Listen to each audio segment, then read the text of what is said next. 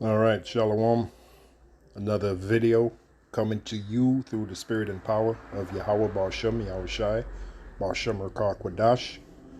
All praises and glories definitely due, especially in the times we're in, which is indeed a blessing that we have this knowledge, this truth. So I'm going to call this video, You Have Had 74 Years to Fulfill the Prophecy and Still Nothing.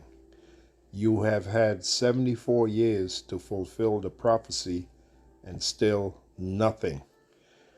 And what inspired me to do this video was a statement that Elder Positar made in this video. Did the 1948ers fulfill Bible prophecy?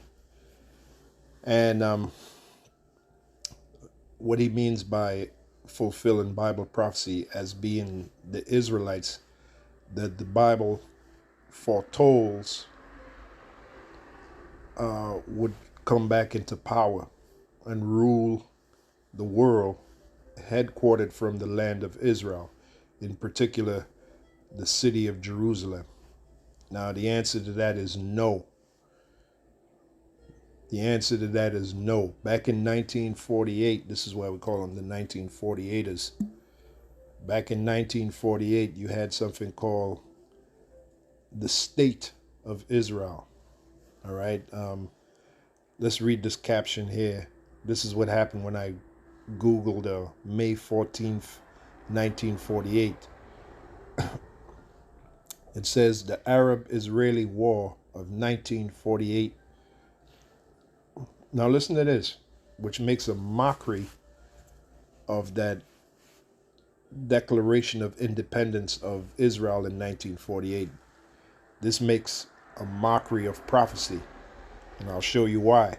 It says the Arab-Israeli War of 1948 broke out when 5 Arab nations invaded territory in the former Palestinian Mandate immediately following the announcement of the independence of the State of Israel. And this was on May 14th, 1948. So that very day, war broke out between the so-called, Arabs and the so-called Jews, the small hatters. Now, when you contrast that, what we just read here, according to Bible prophecy, it shows them to be the big joke that they are, the small hatters, claiming that they are the people of the Lord, claiming that they fulfill the prophecy of the Lord's chosen people returning back to the land of Israel. Let's read the book of Isaiah, the second chapter. The second chapter, beginning at the first verse. Excuse me. It says, the word that Isaiah, the son of Amos, saw concerning Judah and Jerusalem. And it shall come to pass in the last days that the mountain of the Lord's house shall be established in the top of the mountains, and shall be exalted above the hills, and all nations shall flow unto it. Now, supposedly, for them, that took place in 1948. They made this big declaration of independence. The Israel state, or the state of Israel, they made this big declaration of independence back in 1948, right? Let's keep reading. It says, and many people shall go and say, come ye, and let us go up to the mountain of the Lord, to the house of the power of Jacob, which represents the Israelites. And he will teach us of his ways, and we will walk in his paths. For out of Zion shall go forth the law and the word of the Lord from Jerusalem.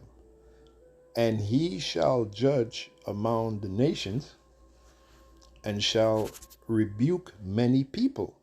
And they shall beat their swords into plowshares, which is farming tools, and their spears into pruning hooks, more farming tools. Nation shall not lift up sword against nation, neither shall they learn war any more. So are you trying to tell us that that was fulfilled back in 1948 when you made this Declaration of Independence?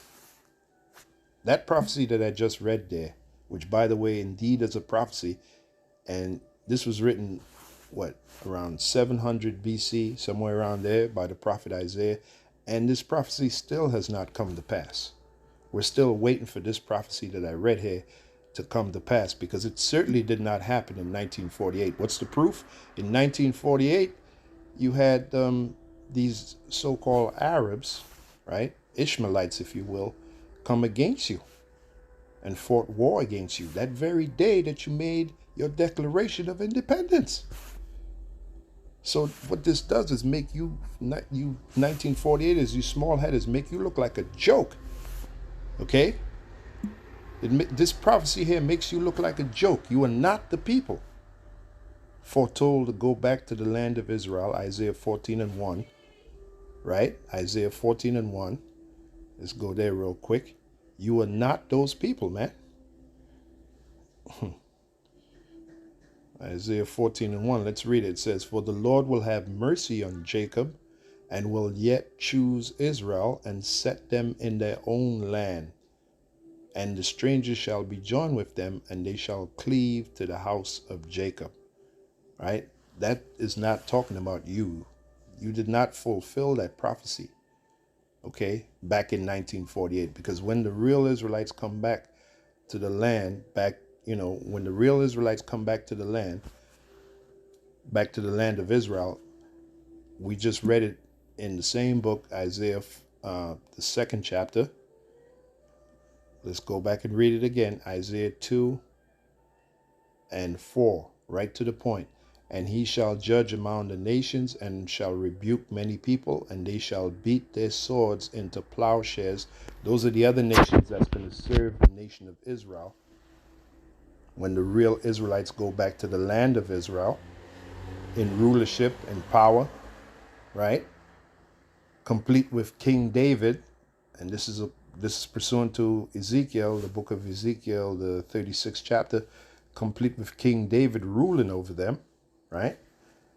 "And he shall judge among the nations, and shall rebuke many people, and they shall beat their swords," their weapons of war, that is, "into plowshares." Those are farming tools.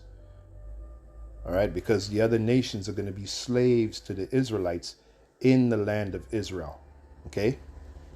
"And their spears into pruning hooks," more farming tools. Their spears into pruning hooks. "Nation," here it is right here, "nation shall not lift up sword against nation, neither shall they learn war anymore." So there's not supposed to be any kind of war, right? There's not supposed to be any kind of war after the real Israelites go back to the land of Israel and set up the kingdom of heaven, if you will, on earth, headquartered from the land of Israel, in particular the city of Jerusalem. There's not supposed to be war anymore. Yet, on the day of May 14th, 1948, there was war on that very day. So once again, this screams out that you are not the people, you small hatters. That is not you. You're not the people of that land. You are nothing but Edomites, man. You're certainly not the Israelites, okay? And this is more proof. All right, the prophecy of Isaiah 14:1, the prophecy of Isaiah 2:1. Here's another prophecy that makes you look like a joke, and I'm going to end with that. And look, there is no excuse. You've had 74 years since May 14th, 1948. You've had 74 years to bring this prophecy, and you still can't do it because you're not the people, man. Revelation 21, this is a vision that the Apostle John had on the island of Patmos, right? And he saw the city of Jerusalem. Let's read about it. And one of our members, a brother from England, all right, the brother's name is, I believe his name is Karabai, all right, his wife, which I might add happens to look like a so-called white woman, his wife actually had a dream of this vision here, because she saw herself in the city of Jerusalem, and she saw herself in the reflection of the city, and she looked like a so-called black woman, meaning she had a pigment and all of that, man. Okay, so among many examples, that's confirmation that this vision will come true. This vision that we're about to read here, that the Apostle John had on the island of Patmos more than 2,000 years ago. This vision is coming to pass, man. Revelation 21:10. All right.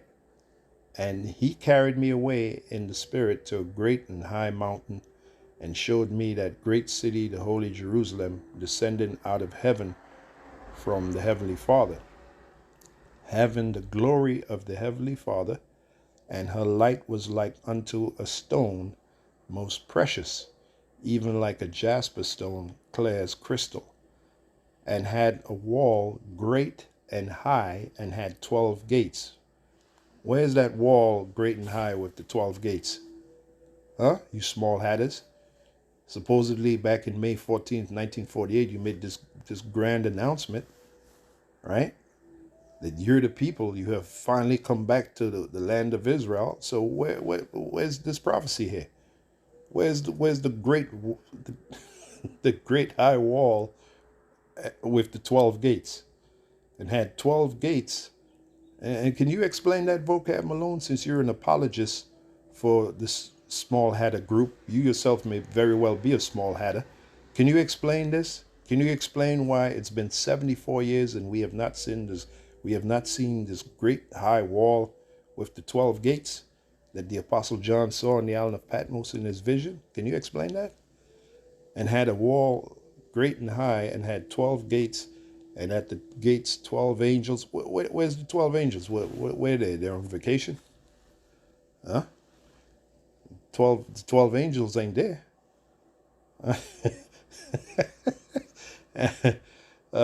12 angels and names written thereon. You want to make these small hatters look foolish? This is one of the prophecies you bring to them and ask them, why hasn't this been established yet? It's been 74 years, right, since 1948.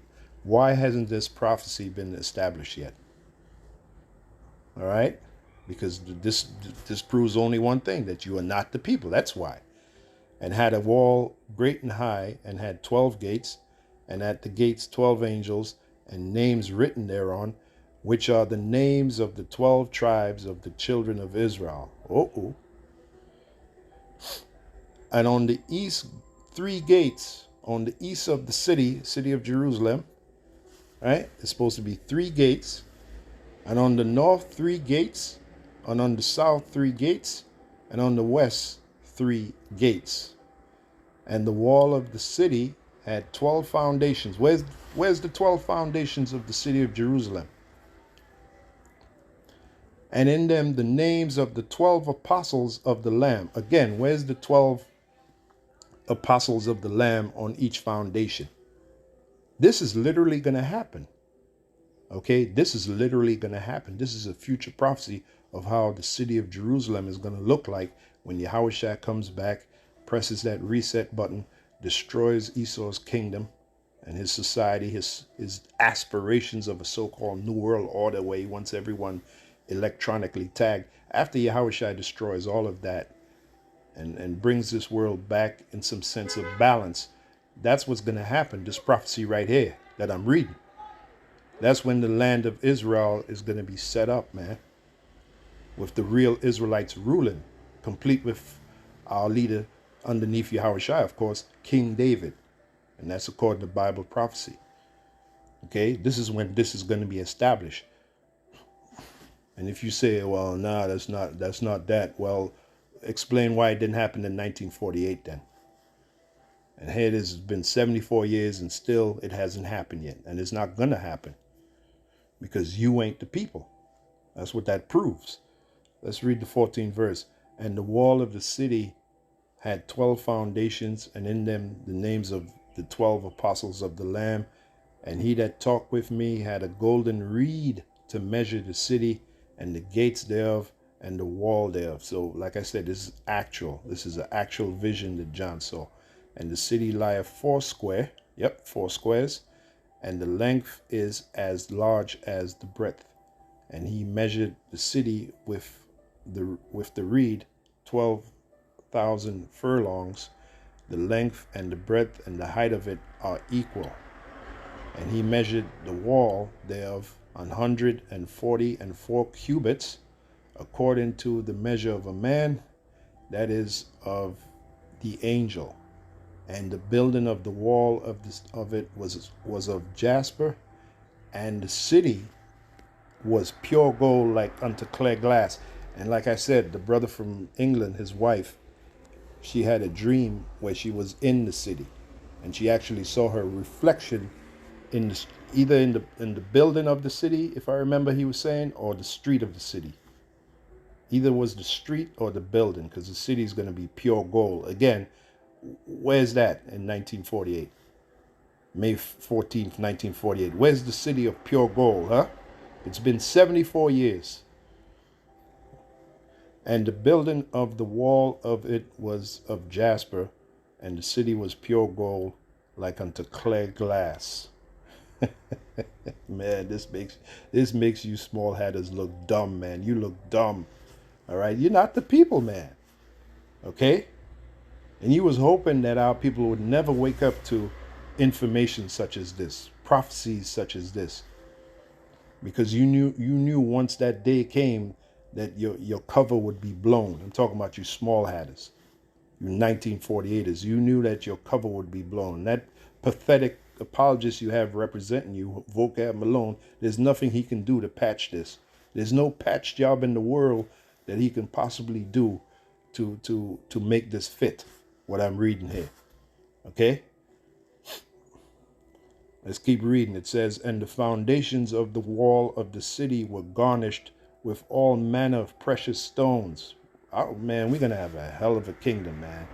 We are going to have one hell of a kingdom. Facts, okay? Facts. And the foundations of the wall of the city were garnished with all manner of precious stones.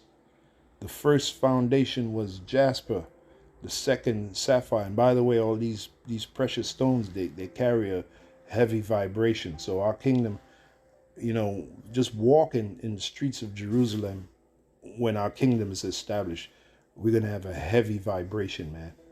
It's not going to be anything like the piece of shit toilet bowl we're in right now.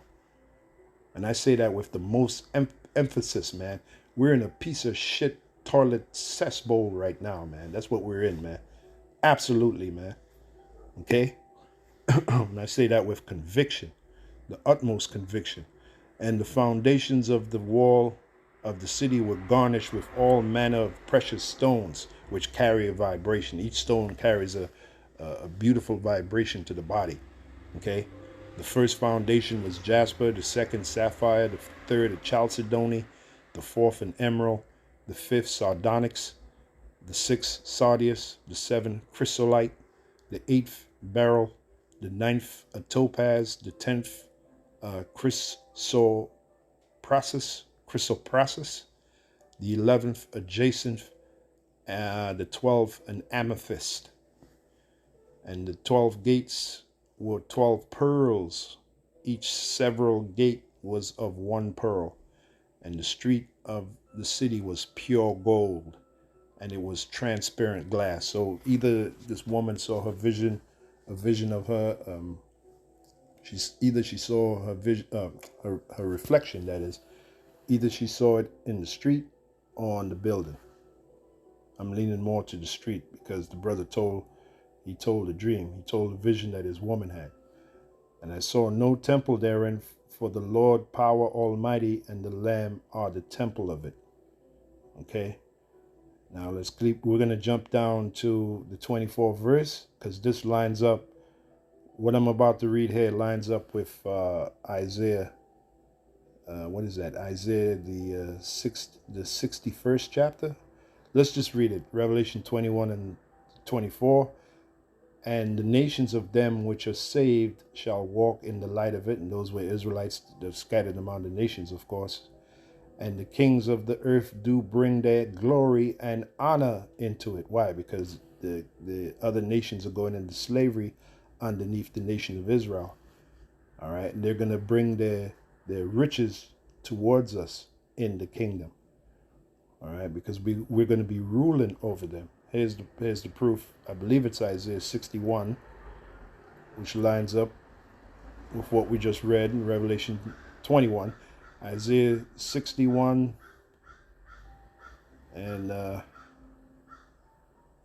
with me for a minute. Isaiah 61. Isaiah 61, beginning at the 4th verse. And they shall build the old wastes. They shall raise up the former desolations. Right? Our land is going to be totally changed. That's what that's saying. And they shall repair the waste cities, the desolations of many generations, and strangers shall stand and feed your flocks. Those are the other nations which are going to be our slaves, beginning with the nation of Edom. Well, we're going to have the Edomites out in the fields working, man. We ain't even going to have them feeding our flocks. I know as for me, I ain't going to have no goddamn Edomites feeding my flock. That job will be reserved for the other nations. The Ishmaelites, the Hamites, no, the Edomites, they're going to be working out in the field where they belong. And strangers shall stand and feed your flocks, and the sons of the alien shall be your plowmen and vine dressers, slaves. But ye shall be named the priests of the Lord. Men shall call you the ministers of our power. This is when the Israelites are set up. Did this happen back in 1948? Come on, don't make me laugh, man. But ye shall be named the priests of the Lord. Men shall call you the ministers of our power. Ye shall eat the riches of the Gentiles, the other nations, and in their glory shall ye boast yourselves. See? So they're going to bring all their riches to us. All right? They are going to bring all their riches to us.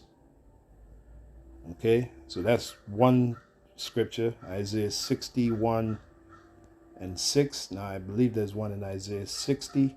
Yep, let's read it. Isaiah 60 and 1. Arise, shine, for thy light is come, and the glory of the Lord is risen upon thee. For behold, the darkness shall cover the earth, and gross darkness the people, but the Lord shall arise upon thee. Yet through this knowledge, he's given us this knowledge, this truth. We know what's going on. We're not in darkness anymore.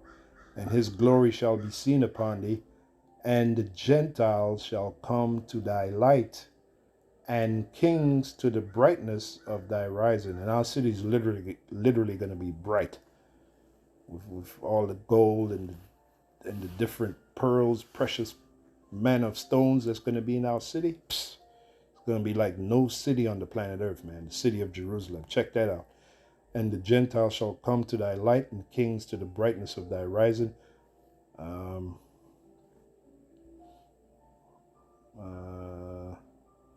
Bear with me for a minute. Lift up thine eyes round about, and see all they gather themselves together. They come to thee. Thy sons come from far, and thy daughters shall be nursed at thy side. Then thou shalt see and flow together, and thine heart shall fear and be enlarged, because the abundance, listen good, the abundance of the sea, that's the other nations, shall be converted unto thee. The forces of the Gentiles shall come unto thee. That's their riches. See? That's why when you go back to Revelation 21, speaks about Revelation 21 and 24, and the nations of them which are saved shall walk in the light of it, and the kings of the earth do bring their glory and honor unto it. The same thing we read back in Isaiah. And the gates of it shall not be shut at all by day, for there shall be no night there. And they shall bring the glory and honor of the nations into it. See? That's all their riches. So did that happen back in May 14th, 1948? Come on, man. You know the answer to that. The answer to that is no. Okay? A big fat no. So in conclusion of this lesson, you've had 74 years to fulfill that prophecy, and yet you could not do it. Nothing. Because you ain't the people, you small hatters, you 1948ers. And your pathetic little apologist, Vocab Malone, can't save you. Okay? So on to the next video.